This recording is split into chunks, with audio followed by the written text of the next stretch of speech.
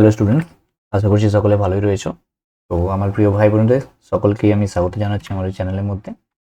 তো আজকে থেকে আমরা ক্লাস 10-এর যে চ্যাপ্টারগুলো রয়েছে ইংলিশের যাবতীয় চ্যাপ্টারগুলো এক এক করে আমরা শেষ করব, এবং এই চ্যানেলের মধ্যে আমরা এমনভাবে সমস্ত কিছু শিখে নেব যে টেক্সচুয়াল গ্রামার থেকে শুরু করে টেক্সচুয়াল এক্সারসাইজ, আর টেক্সটের মিনিং, অ্যানোটেশন, অ্যানালিসিস, এভরিথিং আমরা এখান থেকে জানবো, এবং যতটা আমাদের মাধ্যমিকের জন্য দরকার এবং একদম ফুললি প্রিপেয়ার হব, একটা চ্যাপ্টার পড়বো এবং তাতে যাবতীয় যা কিছু কোশ্চেন থাকতে পারে সমস্তগুলোকে কমপ্লিট করব।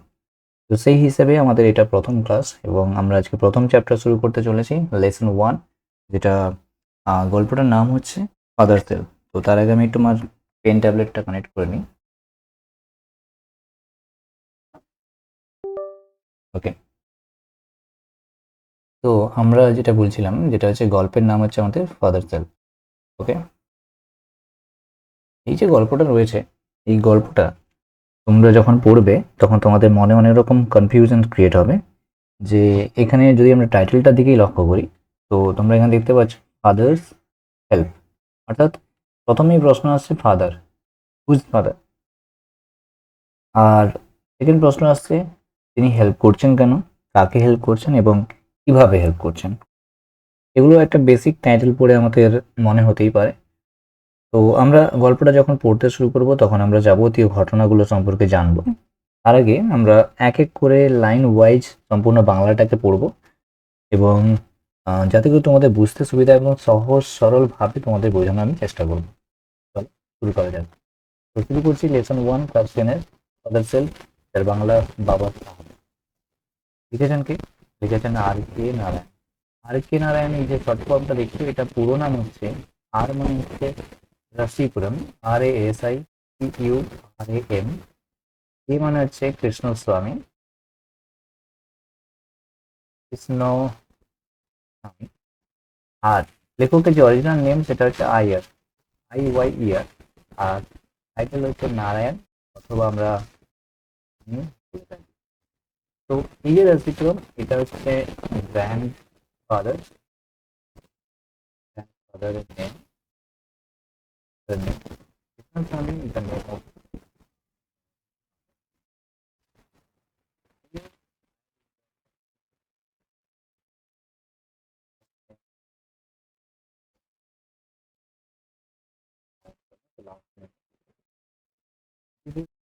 রাশিচরণ কৃষ্ণ স্বামী নারায়ণ সেন। আমরা এখন গল্পটা সম্পর্কে পড়ার আগে একটু লেখক সম্পর্কে জেনে নেব। তো আর কে নারায়ণ 1906 এবং 19 থেকে 2001 পর্যন্ত, থেকে 2001 পর্যন্ত লিখেছিল। Is one of the leading figure. যে সমস্ত আমরা বলতে পারি যে মহান যে সমস্ত চরিত্রগুলো ছিল, অর্থাৎ মহান চরিত্র বলতে ওই সময়কালীন যে সমস্ত লেখকরা ছিলেন, বিখ্যাত লেখকরা, তাদের মধ্যে একজন ছিলেন of the early Indian literature. ভারতীয় যে সাহিত্য রয়েছে, যেটা ইংরেজিতে লেখা হয়ে থাকে, সেই ইংরেজি ভারতীয় সাহিত্যের বিখ্যাত মুখগুলোর মধ্যে একজন হলেন R K Narayan. This is the Bengali meaning of the particular line. এটা হচ্ছে এই লাইনটা একটা সঠিক আমরা মানে বলতে পারি। দেখো, his notable works include, notable means just স্মরণীয়, রিমেম্বার, রিমেম্বার, তার স্মরণীয় কিছু কাজগুলো রয়েছে, তার মধ্যে কি কি? মালগুড়ি ডেজ, মালগুড়ি ডেজ এটা একটা বইয়ের নাম, অ্যান্ড দ্য গাইড এটাও একটা বইয়ের নাম। ঠিক আছে, এই এই দুটো বই এখানে বর্তমানে বলা হয়েছে, এছাড়াও আরো অনেক কিছুই রয়েছে, সেগুলো তোমরা এক এক করে জানতে পারবে। আমি রয়েছে, এগুলো যাবতীয় ব্যাপার, কান্থাপুরা রয়েছে, এগুলো আর কি নারায়ণ, এগুলো যাবতীয় ব্যাপার, এগুলো আলাদা বিষয়। আমাদের সাহিত্য একাডেমি অ্যাওয়ার্ড, সাহিত্য একাডেমি অ্যাওয়ার্ড লিটারেচার গেছে বা বেঙ্গল লিটারেচার গেছে, সাহিত্য একাডেমি অ্যাওয়ার্ড একটা বিশাল বড় একটা। এটা 1958 সালে কিসের জন্য পেয়েছিলেন? দ্য গাইডের জন্য। এই যে গাইড যেটা আমরা এখানে দেখলাম, এই গাইডের জন্য তিনি 1958 সালে সাহিত্য একাডেমি পুরস্কার পান। এবারে আমরা একটু গল্পটা সম্পর্কে জানবো। এখানে যে গল্পটা এখানে কি বলা রয়েছে সেটা সম্পর্কে একটু ডিটেলসে দেখবো। স্টোরি ফ্রম, তাহলে এই যে তোমরা Now is actually one of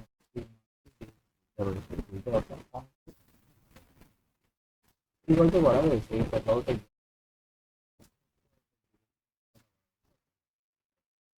called Swaminathan, ছেলেটার নাম হচ্ছে Swaminathan, who is unwilling to go to school. ছেলেটা কখনোই স্কুল যেতে পছন্দ করে না, unwilling to go to willing মানে ইচ্ছুক, আনউইলিং মানে অনিচ্ছুক, তার ইচ্ছা নেই, তাকে আনউইলিং বলা হয়।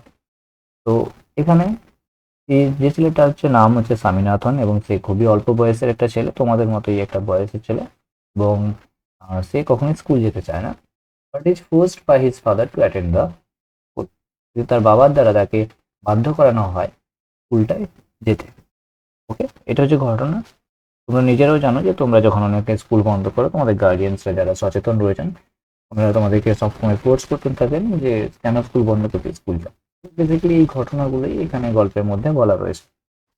দ্য স্টোরি এক্সপ্লোরস হাউ, এই গল্পটা আমাদের সামনে তুলে ধরছে, কি তুলে ধরছে না, হাউ থ্রু দ্য ইভেন্টস, কিছু ঘটনাক্রমের মাধ্যমে কিভাবে সামি, এটা দ্যাট ফলো মানে ওই ঘটনাক্রমের মাধ্যমে যেগুলো অনুসরণ করছে স্বামীর অরিজিনাল রিজার্ভেশন, স্বামীর যে প্রকৃত যে চিন্তা ভাবনা অ্যাবাউট হিজ টিচার স্যামুয়েল, স্যামুয়েলের ব্যাপারে যে স্বামীর যে প্রকৃত একটা পূর্ব ধারণা ছিল, পূর্ব নির্ধারিত যে ধারণা ছিল, সেই ধারণাটা কিভাবে ট্রান্সফর্মড হলো, আর ধীরে ধীরে ধীরে ধীরে কিভাবে পাল্টে গেল তার শিক্ষক মহাশয়ের প্রতি যে ধারণাটা, ভুল ধারণা ছিল, সেই ধারণাটা কিভাবে পাল্টে গেল, এটা নিয়ে এই যাবতীয় ঘটনাটা এই গল্পের মধ্যে বলা রয়েছে। ওকে, এবারে আমরা আশা করছি এখানে কোনো বুঝতে অসুবিধা নেই।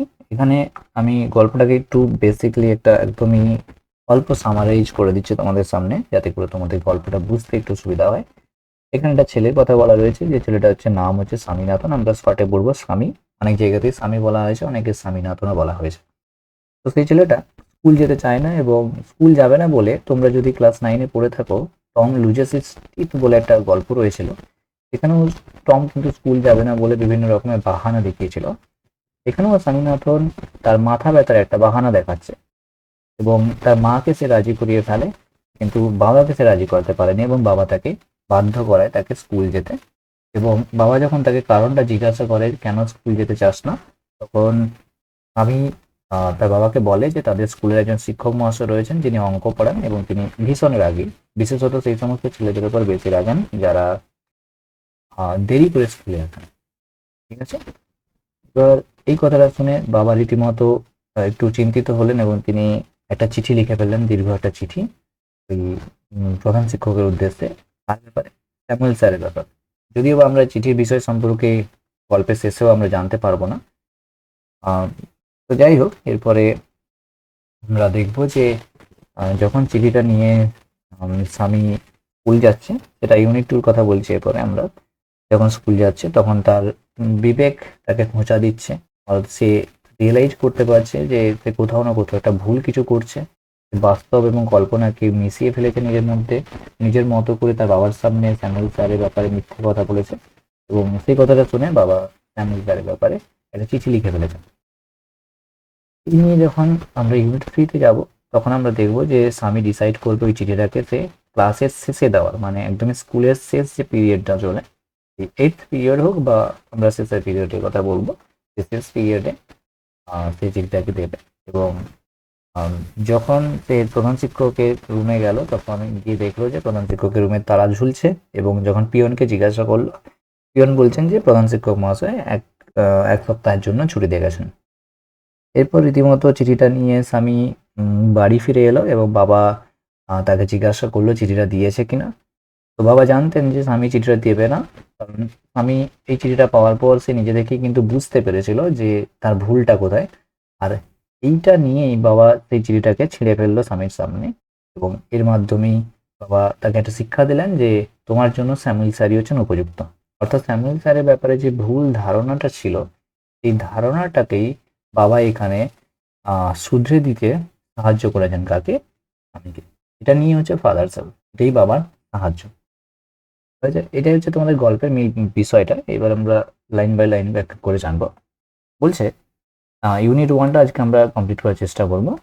বলছে লাইং ইন বেড, এটা আমরা দেখতে পাচ্ছি বিছানায় শুয়ে, এটা এক প্রকারে আমরা বলতে পারি জেরান্ড জাতীয় জিনিস, অথবা অনেক সময় অনেকে পার্টিসিপেল বলে থাকেন, তবে সেটা পার্টিসিপেলটা খুব একটা হবে না, আমরা জেরান্ড হিসেবে ধরবো। লাইং ইন বেড, আমি রিয়েলাইজড উইথ আ সাডার, বিছানায় শুয়ে আমি রিয়েলাইজড অনুভব করলো স্বামী, উইথ আ সাডার, সাডার শব্দ অর্থ কি? সেকিং, ঝাঁকুনি। একটা ঝাঁকুনির সঙ্গে একটা আচমকা চমকে উঠে অনুভব করলো, কি অনুভব করলো? That it was Monday morning, এটা সোমবারের সকাল ছিল। তাহলে ইনসিডেন্টটা কবেকার? ফার্স্ট ইউনিটে আমরা দেখতে পাচ্ছি ইনসিডেন্টটা হচ্ছে সোমবারের সকালে, এবং যাবতীয় ঘটনাটাই কিন্তু সোমবার নিয়েই চলছে, একটাই দিনের ঘটনা হচ্ছে। It looked as though only a moment এগো ইট ওয়াজ ফ্রাইডে, যদিও বা কিছুটা মুহূর্ত আগেই দেখে মনে হচ্ছিল এটা কি ছিল? শুক্রবার ছিল। কিছুটা মুহূর্ত আগেই যেন স্বামীর মনে হচ্ছিল যে এই তো মাত্র শুক্রবার গেল। অলরেডি মানডে ওয়াজ হিয়ার, ইতিমধ্যেই সোমবার উপস্থিত, সোমবার হাজির হয়ে গেছে। হি হোপড, সে আশা করলো, he did not have to go to school, আশা করছিল তাকে যেন আজকে স্কুল না যেতে হয়, তাকে যেন স্কুল না যেতে হয়। ওকে, নেক্সট আমরা স্ট্যান্ডাতে যাচ্ছি। আমরা স্ট্যান্ডা বলবো না, প্যারাগ্রাফ বলবো। অ্যাট 9 o'clock, টাইমগুলো ভেরি ভেরি ইম্পর্টেন্ট। টাইম দিয়ে এমসিকিউ আসবে তোমাদের, কোশ্চেন আমরা যখন এখানে এক্সারসাইজগুলো করবো তখন বুঝতে পারবো। অ্যাট 9 o'clock, যখন ঘড়িতে ঠিক 9টা বাজে, সকাল 9টার কথা বলা হয়েছে, স্বামীনাথন ওয়েল্ড, ওয়েল্ড শব্দটা আমরা আগেও পড়েছি। কোথায়? সেটা হচ্ছে ভোলা গ্রন্থতে, ক্লাস 9-এর ফার্স্ট ইউনিটে। অর্থাৎ আর্তনাদ করে ওঠা, জোরে চিৎকার করে ওঠা। স্বামীনাথন চিৎকার করে উঠলো, কি বলছে না? আই হ্যাভ আ হেড, আমার মাথা ব্যথা করছে। ওকে, এটা কিন্তু অ্যাকচুয়ালি মাথা ব্যথা হয়নি, this is a false excuse, একটা এক্সকিউজ ছিল, দিস ইজ অ্যান এক্সকিউজ।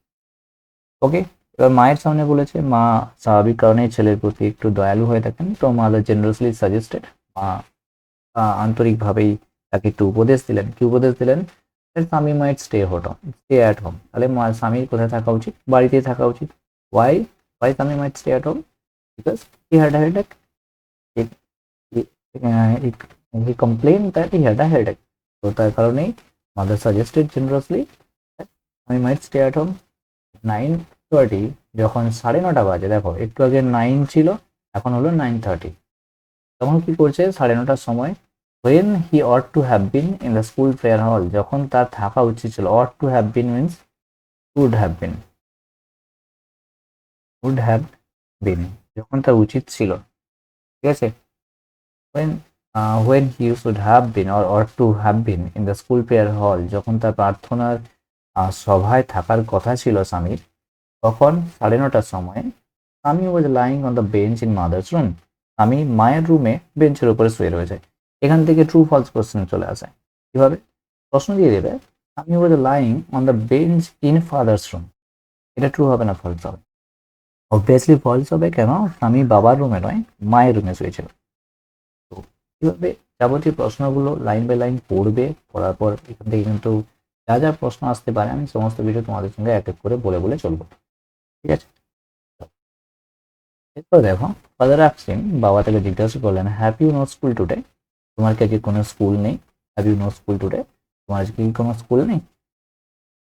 এখানে এটা কিন্তু তোমাদেরকে ন্যাশনাল চেঞ্জ দিতে পারে, এটা তোমরা এনসি, এটা তোমরা একবার বাড়িতে করার চেষ্টা করবে। Father asked, have you no school today, এটাকে একটু ন্যাশনাল চেঞ্জ করবে তোমরা। হেডেক, আমি রিপ্লাই, আমি উত্তর দিল, মাথা ব্যথা করছে।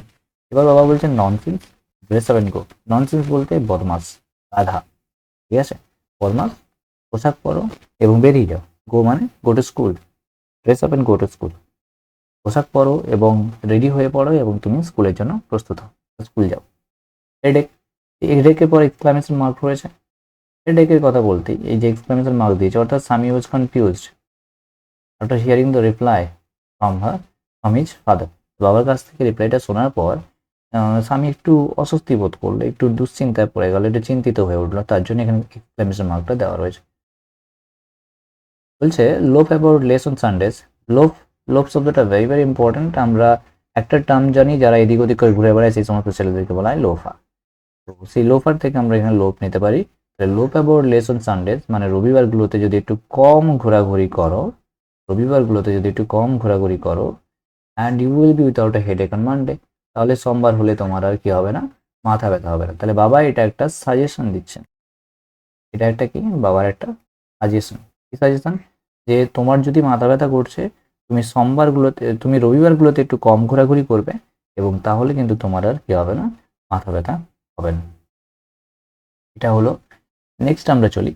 বলছে স্বামী new how strict his father could be. স্বামী জানতো কতটা কঠোর তার বাবা হতে পারে, তার বাবা কতটা কঠোর হতে পারে।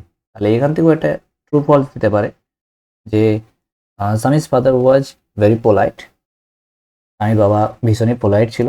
তো অবভিয়াসলি নট, এটা তিনি নিশ্চয়ই এতটা শান্ত প্রকৃতির ছিলেন না, এতটা নম্র ছিলেন না, তিনি ছিলেন একজন স্ট্রিক্ট প্রকৃতির মানুষ। তো এখান থেকে ক্লিয়ারলি আমরা অ্যান্সার দেখতে পাচ্ছি, সাপোর্টিং স্টেটমেন্ট এটা হবে। তো হি চেঞ্জ হিজ ট্যাকটিক্স। তাই এখানে হি বলতে এখানে হচ্ছে স্বামী, এখানে হচ্ছে স্বামী। তাই স্বামী তার পরিকল্পনা পাল্টে দিল। ট্যাকটিক্স কথার অর্থ হচ্ছে প্ল্যানিং, ট্যাকটিক্স কথার অর্থ হচ্ছে প্ল্যানিং। তাহলে সে প্ল্যানিংটা বা পরিকল্পনাটা পাল্টে নিল। কি পরিকল্পনা ছিল আগে? মাথা ব্যথার পরিকল্পনা ছিল আগে, যখন সেটা কাজ করলো না, এখন প্ল্যান বি চলছে। প্ল্যান বিটা কি আমরা এখনই জানতে পারবো। I can't go so late to the class. আমি ক্লাসে এত দেরিতে যেতে পারবো না, বা আমি যেতে পারি না, আমি ক্লাসে এত দেরিতে যেতে পারি না। এবার এই কথাটা বলার পর নিশ্চয়ই বাবা জিজ্ঞাসা করবে যে কেন যাবি না। তখন বাবা বলছেন ইউ উইল হ্যাভ টু, তোমাকে তো যেতেই হবে, তুমি দেরি হলেও তোমাকে আজকে স্কুল যেতেই হবে। It is your own fault, এটা তোমার নিজের ভুল।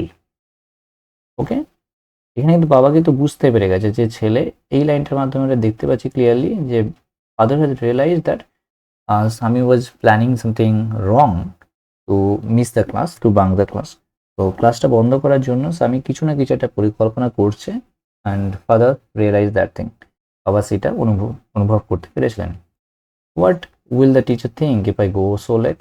তখন আমি উত্তর দিচ্ছে যে যদি আমি এত দেরিতে যাই তাহলে শিক্ষক মহাশয় কি ভাববেন, দেরিতে গেলে শিক্ষক মহাশয় কি ভাববেন। তখন বাবা বলছে tell him you had a headache and so are late. তখন বাবা বলছেন যে তুমি তাকে বলবে যে তোমার মাথা ব্যথা হয়েছিল এবং তাই তুমি দেরি করেছো। তখন স্বামীর উত্তর দেখো, you will scold me if I so so. যদি আমি এটা বলি তাহলে উনি আমাকে বকবেন। স্কোল্ড, স্কোল্ড মানে হচ্ছে বকাঝকা করা। স্কোল্ড মি, বুঝলি, তাই নাকি? ও তিনি এরকম নাকি, তিনি এটা করবেন নাকি? লেট আস সি, আমাকে দেখতে হচ্ছে, তো আমাকে দেখতে হবে ব্যাপারটা। What is his name. বাবা এবার তাকে নামটা জিজ্ঞাসা করলেন যে ওনার নামটা কি। নাও দ্য রিপ্লাই ইজ স্যামুয়েল। তাহলে what is the name of the teacher? This is Samuel. The name of the teacher is Samuel. Does he always scold the students.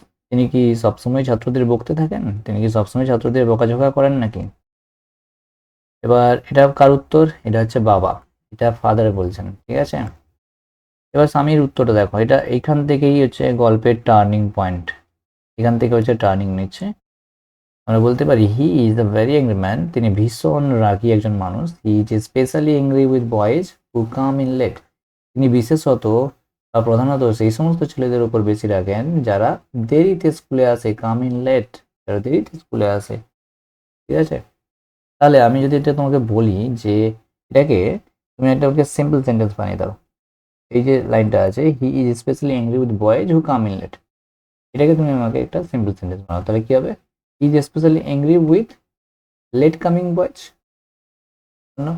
আমরা এই coming, who come in late, person who come in late, তাদেরকে আমরা কি বলতে পারি? Late কামার বলতে পারি। অথবা আমরা যেহেতু লেট কামার, তাহলে লেট কামার আমরা এটাকে অ্যাডজেক্টিভ আকারে বসিয়ে দিলে এখানে বয়েজের আগে কি হয়ে যাবে? He is specially angry with late comer boys, late coming boys. আচ্ছা, I would not like to go late to Samuel's class. আমি স্যামুয়েলসের ক্লাসে, স্যামুয়েল স্যারের ক্লাসে দেরিতে যেতে চাই না। Look at this attitude. আমি এখানে স্যারকে সম্মান পর্যন্ত করছে না, বলছে স্যামুয়েলের ক্লাসে। এটা বলতেই পারতো যে স্যামুয়েল স্যারের ক্লাস, স্যারস ক্লাস। এখানে আমি স্যারকে সম্মানটুকুও দিচ্ছে না। Next, if he is so angry, এবার বাবা রিপ্লাই বলছেন যে তিনি যদি এতই রাগী, why not tell your headmaster about it. তোমরা তাহলে কেন প্রধান শিক্ষকের কাছে এই ব্যাপারটা নিয়ে বলছো না? এইবারে লাস্ট অ্যান্সারটা দেখতে থাকো, এবং হাসির বিষয় হচ্ছে এটা। They say that even the headmaster is afraid of him. তারা বলে যে এমনকি প্রধান শিক্ষক পর্যন্ত স্যামুয়েল স্যারকে ভয় পায়। এটা কখনোই সম্ভব নয় যে কোনো একজন স্কুলের হেডমাস্টার বা হেড টিচার তিনি কখনোই তার অ্যাসিস্ট্যান্ট টিচারদেরকে ভয় পাবেন। This is not possible. তো এটা স্বামীর সম্পূর্ণ একটা বানানো কথা, প্রথম থেকেই বোঝা যাচ্ছে, আমরা এখানে গল্পটা পড়লেই বুঝতে পারছি। কিন্তু এর যে কনসিকুয়েন্সেস কি রয়েছে, এর ফলাফল কি রয়েছে, এর ভোগান্তি কি রয়েছে, সেই সমস্ত জিনিসগুলো আমরা ইউনিট 2 এবং 3 তে জানতে পারবো। তার আগে আমি এখানে বলে দিই যে দে শব্দটাতে এখানে দে বলতে আদার স্টুডেন্টসদের কথা বলা হয়েছে। আদার স্টুডেন্টস, আর আমরা বলতে পারি যে ক্লাসমেটস এর কথা বলা হয়েছে, ক্লাসমেটস অফ আমি।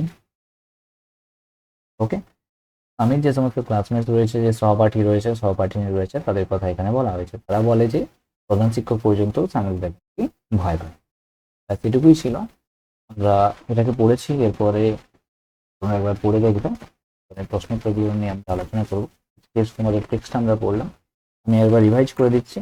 এখানে গল্পটাতে প্রথমে আমরা দেখলাম যে স্বামী বিছানাতে শুয়েছিল এবং একটা ছবির মতো করে থাকিয়ে নেব বলছি। আমি প্রথমে একটা বিছানাতে শুয়ে রয়েছে, হঠাৎ করে ঝাঁকুনি দিয়ে উঠে পড়লো এবং অনুভব করলো আজকে সোমবার, এবং তার কিছুক্ষণের জন্য মনে হচ্ছিল যে সবেমাত্র শুক্রবার এই মাত্র গেল, দেখতে দেখতে সোমবার হাজির হয়ে গেল, এবং সে মনে মনে প্রার্থনা করছিল তাকে যেন আজকে স্কুল না যেতে হয়।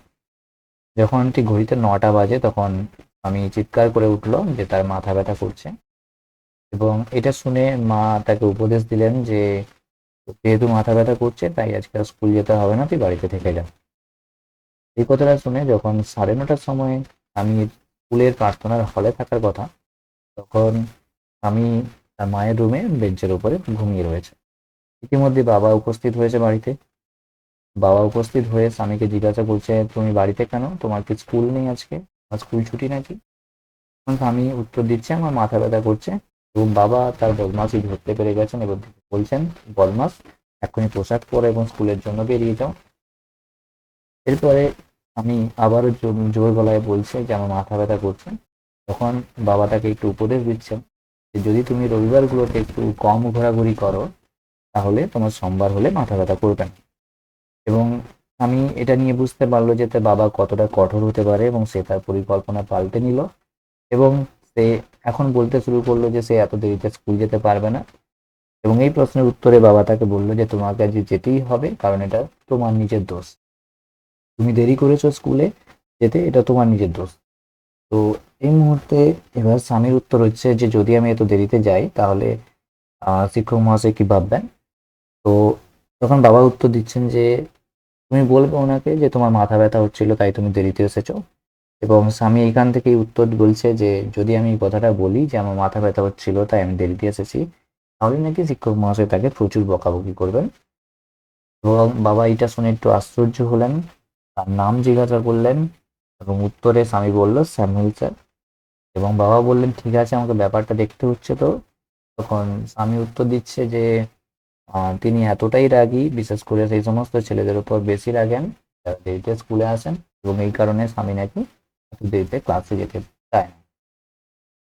এবং বাবা এই উত্তরটা শুনে স্বামীকে বললেন যে তোমাদের স্যার যদি এতটাই রাগী তাহলে তোমরা কেন প্রধান শিক্ষকের কাছে গিয়ে স্যামুয়েল স্যারের ব্যাপারে এই ঘটনাটা বলছো না।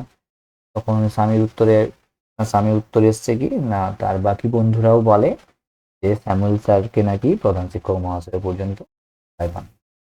আজকে ইউনিট 1টা আমি আশা করছি তোমাদের খুব খুব ভালো করে এখানেই পড়া হয়ে গেছে। যদি পড়া না হয়ে থাকে তোমরা ভিডিওটাকে আরেকবার রিভাইজ করবে এবং আমার সঙ্গে পড়তে শুরু করবে, লাইন বাই লাইন গুলোকে ভালো করে পড়বে, খুঁটিয়ে খুঁটে পড়বে, কারণ এমসিকিউ প্রশ্ন রয়েছে। এবারে যদি প্রশ্ন দেখে থাকো তুমি, তাহলে কিন্তু কিছু কিছু প্রশ্ন কিছু একটু ঘুরিয়ে পেঁচিয়ে প্রশ্নগুলো দেওয়া রয়েছে। তো সেক্ষেত্রে যদি একটু আধটু তোমরা প্রশ্নগুলোকে ভুলভাল পড়ে থাকো তাহলে কিন্তু তোমাদের অ্যান্সারগুলো ভুল হবে এবং নাম্বার কাটা যাবে। তোমরা নিশ্চয়ই সেটা চাইবে না। তো তার কারণে আমি তোমাদের সকলকেই একটাই সাজেশন দেবো, তোমরা ভালো করে খুঁটিয়ে খুঁটে লাইনগুলো পড়বে। যদি কখনো কোনো জায়গায় প্রবলেম হয়, আমার টেলিগ্রামের লিঙ্ক দেওয়া রয়েছে, অথবা এই কমেন্টে তোমরা ভিডিও কমেন্টে কমেন্ট করো। নেক্সট ভিডিওতে তোমাদের ডেফিনেটলি এই প্রশ্নগুলোর উত্তর দেবো, এবং যথাসাধ্য তোমাদের এই কমেন্টের মধ্যেই হয়তো আমি তোমাদের অ্যান্সারগুলো জানিয়ে দেওয়ার চেষ্টা করবো। ওকে, যারা টেলিগ্রামে জয়েন হচ্ছে টেলিগ্রামে জয়েন হয়ে যাও, কারণ আমি ওখানে আমাদের বিভিন্ন যাবতীয় প্রশ্ন, রাইটিং, কোশ্চেন পেপার, যাবতীয় যা কিছু আছে প্রিভিয়াস ইয়ার কোশ্চেন পেপার সমস্ত কিছু আমি শেয়ার। আর টেলিগ্রামটা শুধুমাত্র ইংলিশ চ্যানেলের জন্য, কারণ আমার সাবজেক্টটাই ইংলিশ। আমি অন্য সাবজেক্ট নিয়ে মাথা ঘামাই না। তো তোমরা ইংলিশটা যদি ভালো করে স্কোর করতে চাও দেন একদমই open platform, free platform, free of cost, completely ফ্রিতে তোমাদেরকে একদম হাই গ্রেডের কোচিং সেন্টারের মতোই আমি তোমাদের গাইড করবো। তো কোনো রকম কোনো চিন্তার বিষয় না, তোমরা শুধুমাত্র ভালো করে পড়তে থাকো। আর আজকে ভিডিওটা এখানেই শেষ। সবাইকে আরো একবার স্বাগত জানিয়ে ভিডিওটা আমরা এখানে, ধন্যবাদ।